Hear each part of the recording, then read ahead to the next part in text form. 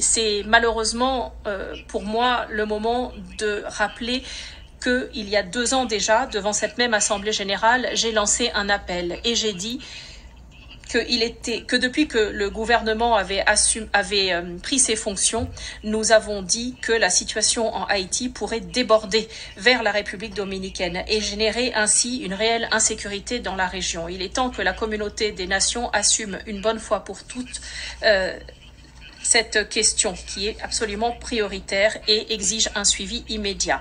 Et je voudrais aujourd'hui me refaire le héros de cet appel et rappeler que depuis un certain nombre de choses se sont passées.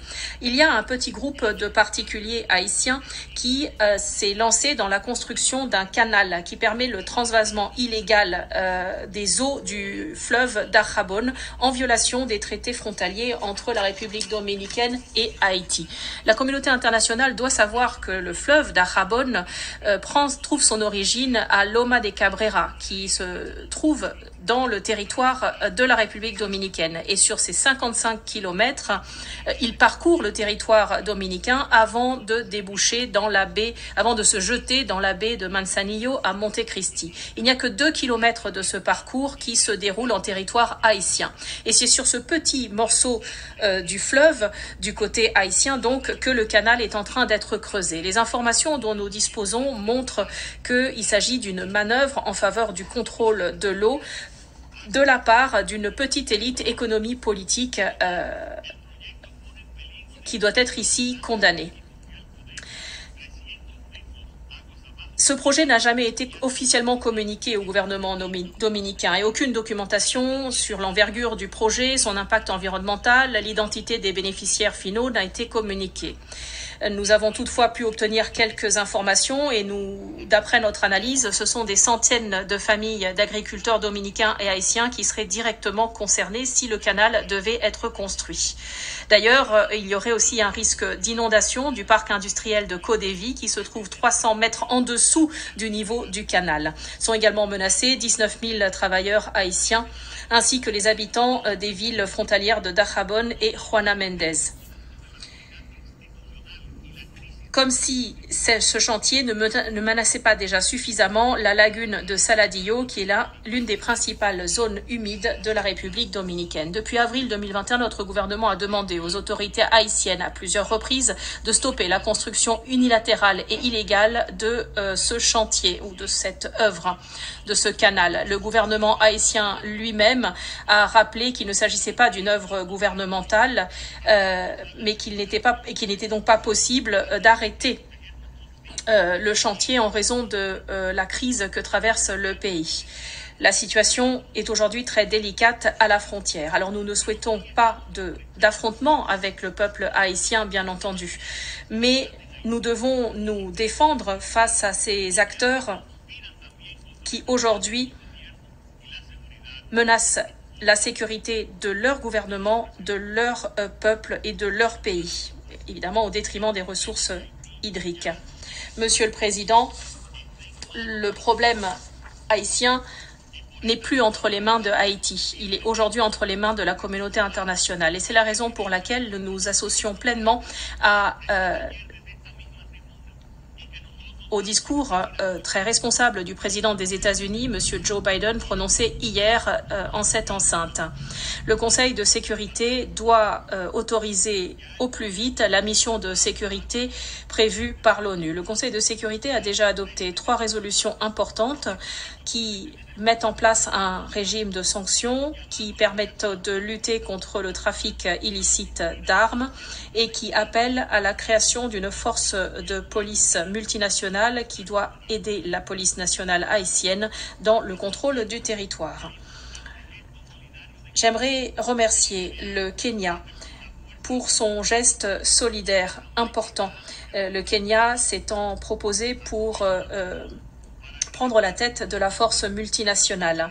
Je voudrais également remercier la Jamaïque et les Bahamas qui ont décidé de contribuer à cette force par l'apport d'effectifs. Je profite de cette occasion pour remercier de façon toute particulière le président du Kenya, M. William Ruto, pour sa solidarité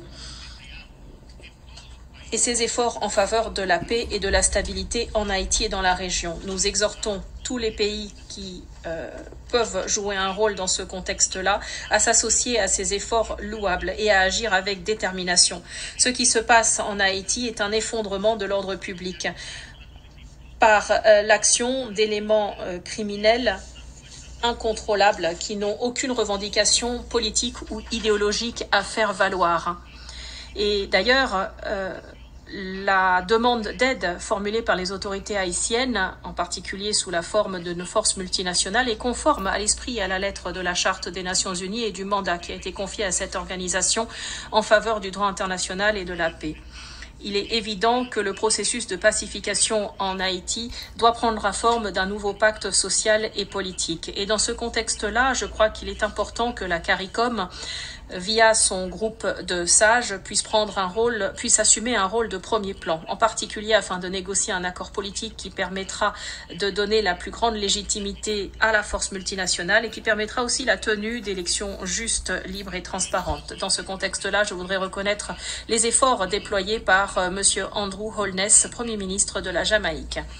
J'aimerais également remercier le secrétaire général des Nations Unies pour tout son travail en Haïti et nous l'invitons à redoubler d'efforts pour permettre le déploiement immédiat de cette force multinationale en Haïti. Nous appelons également le Conseil de sécurité à adopter la résolution le permettant maintenant, dès que possible, parce que le temps commence à manquer. Monsieur le Président, la République dominicaine, pendant des siècles, a su coexister avec le peuple haïtien. Parfois, cette coexistence a été difficile, certes, mais tout au long de ces siècles, nous avons manifesté de manière infatigable notre solidarité vis-à-vis de ce peuple. Haïti a aujourd'hui besoin de beaucoup, a besoin de nous. Je voudrais répéter que nous sommes prêts à manifester toute la solidarité nécessaire avec le peuple haïtien, mais nous n'oublierons pas non plus que notre principale mission est de défendre les intérêts du peuple dominicain. Nous l'avons toujours fait, nous continuerons de le faire. Et je peux vous assurer qu'il ne pourra y avoir de solution dominicaine au problème haïtien. Mesdames et messieurs, n'attendons pas que la prochaine mise en garde soit la chronique d'une tragédie annoncée. En cette 78e session ordinaire de l'Assemblée générale, faisons le nécessaire pour faire renaître notre détermination collective pour faire advenir un avenir plus sûr, plus inclusif et plus durable pour Haïti et pour tous et toutes. Mon dernier appel sera celui-ci. Sur cette scène internationale, nous devons agir comme nation individuelle, mais aussi comme collectivité unie. Nous partageons une vision, nous partageons un dessein. L'histoire nous jugera pour les paroles que nous prononçons en cette auguste enceinte, mais aussi et surtout pour notre action sur le terrain. Soyons à la hauteur des attentes. Merci. Au nom de l'Assemblée générale, je tiens à remercier le président de la République dominicaine de l'allocution qu'il vient de prononcer.